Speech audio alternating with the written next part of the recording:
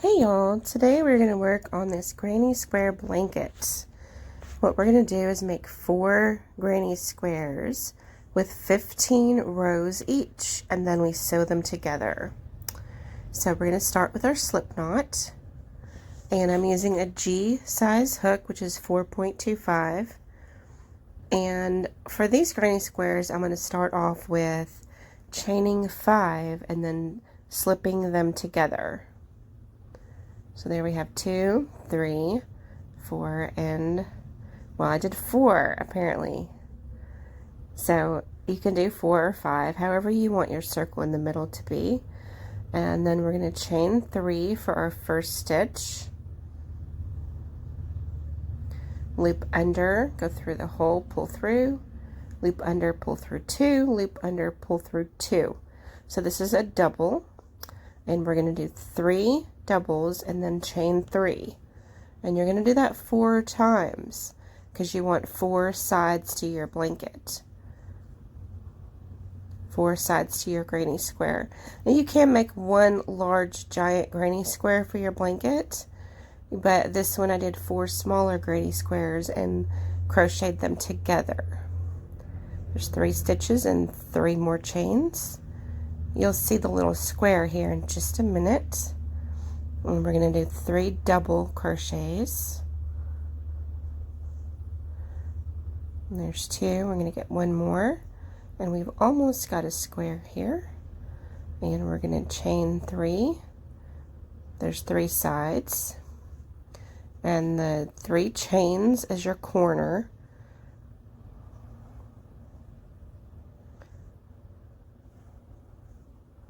This yarn was a doozy today to have to work with, so I kind of had to cut out a lot of the moving the yarn over, and then finally I balled it up and got it ready to work with better. So here is our tiny little cute square. I love this size of square, it's just adorable. Then you're going to chain 3 and you're going to turn your square over because you're going to work in that corner first. So we're going to do 2 more doubles to be 3 doubles together. Every batch of little squares, you're going to have 3 stitches together, and then you're going to have 3 chains on the corner. And then you're going to do 3 more stitches here, 3 doubles. And then every little bunch of, well, I didn't cut that out, did I? There's that yarn acting all wonky on me. Just was not being cooperative. Every bunch of 3 stitches, you want 3 chains above it. So that's what we did there, is the 3 chains in the middle, but they're above the bunch of 3 stitches, and that's why you do that. Now on the corner you have 3 double crochets, and then you have 3 chains, and then you put the next set of double crochets in the same hole, in the same corner, and that makes your corner, is the 2 sets of 3 double crochets with the 3 chains in between. So there you are with your corner, 3 stitches, 3 chains, and 3 stitches. And we're going to continue that around, and there's the 3 stitches. We need to put 3 chains above. So as you go around, the little bunches of stitches get more and more on each side. So you have 3 chains above each bunch of stitches. And this is our corner, so we're doing the 3 stitches, the 3 chains, and then we're going to do 3 stitches again. It's a very simple pattern once you get the hang of what to do with it. This was something that I guess I learned it probably about 10 years ago. It was really tricky to me at first because I just, couldn't see it. But then once you get it, it's a very simple pattern. Here we are at the corner again. And you're doing 3 stitches in the corner, and then you're going to do 3 chains.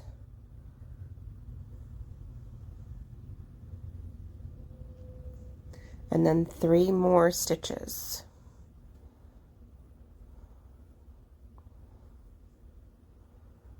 Now this blanket that I finished off today, in this video, I already had 3 squares put together, and actually for a couple of years now I think I've used that as a shawl, and this year I've been wanting to use it as a throw blanket on the couch because I like to have it for a lap blanket, and I needed it to be a square for it to be a lap blanket.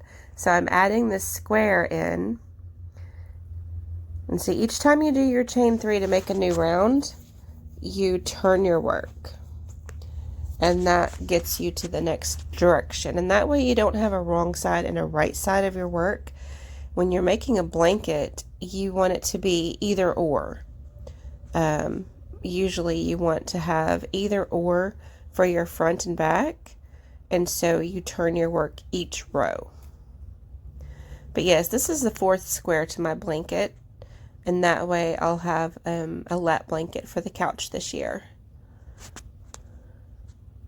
And there we are in the corner again, doing our second group of 3 stitches. And see, it's grown on the side. We've got 3 chains here above this bunch, and then 3 stitches in the big hole.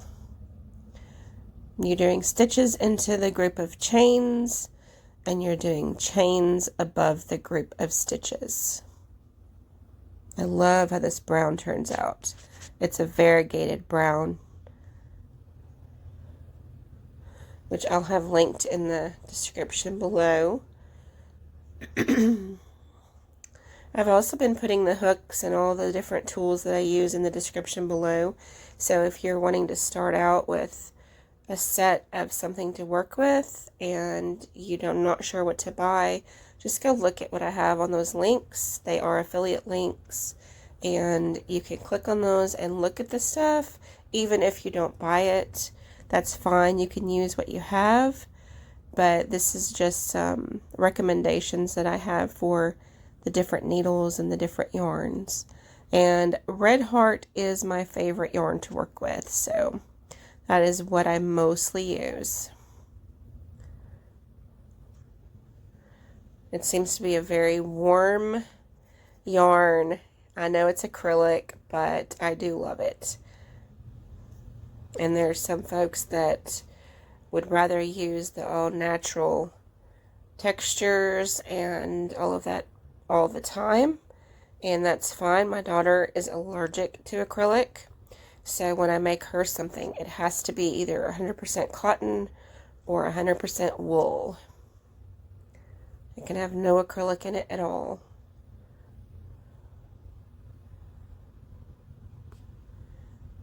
So different yarns for different folks.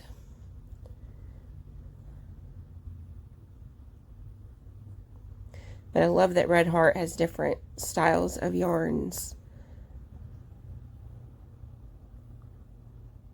And this is definitely a Red Heart yarn.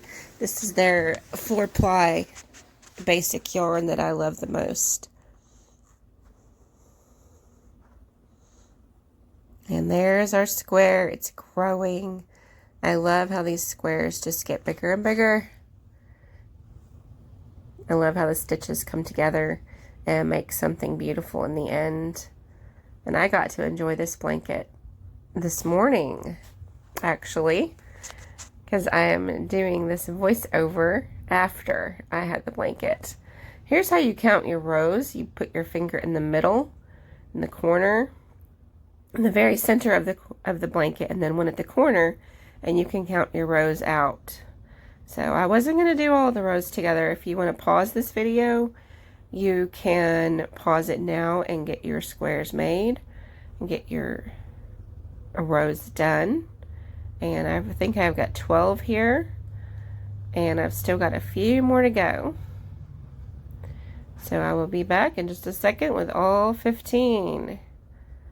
So you stick your finger in the center and count the bunches of rows, and when you have 15, you'll have them matched up. And you can make them smaller than that and do the whole blanket. Just make sure all 4 squares have the same number of rows, and that way it will line up on the edges.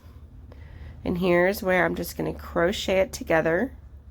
Now on the sweater I was stitching it together, but this is a blanket, and I'm just matching up the little bunches and going to crochet it right together around the edges. This is a single stitch where you just go through, pull it through, and then loop under and pull through 2. This is one of the most simple ways to attach the blanket. Attach your squares. And this ball was too big to use my usual bowl that I use, so I had to use a kitchen bowl because I balled up that whole big thing of yarn.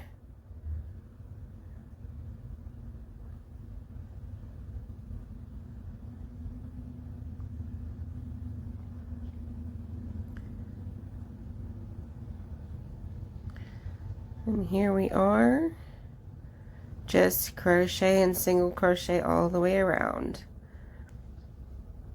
So you just match up those chains and those bunches, and you just keep going. Here we are close up. You just get on each side of those stitches and pull through. Grab your yarn and pull through both. It's a very simple connect, and you just match up your sides and you're good to go. And it doesn't matter how large your squares are. You can make your blanket whatever size you want.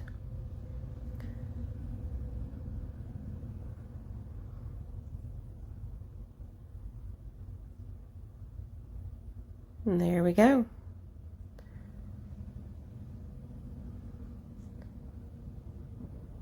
And anyway, thank you for watching. I hope this has helped you for making lap blankets and snuggle blankets through the winter. They make great gifts, and they make great donations for nursing homes and other places. And anyone that that needs a little blanket at home, it's a really great gift. So I hope you've enjoyed this video, and thank you for crocheting with me. I've got some affiliate links in the description, and a link to my website should be in the comments. So I will see you on the next video. And here is my beautiful blanket. I absolutely love it. And you can fold it in half and use it as a shawl around the house if you like. So these blankets are great to have around. And I hope you have a great rest of your day, and I will see you on the next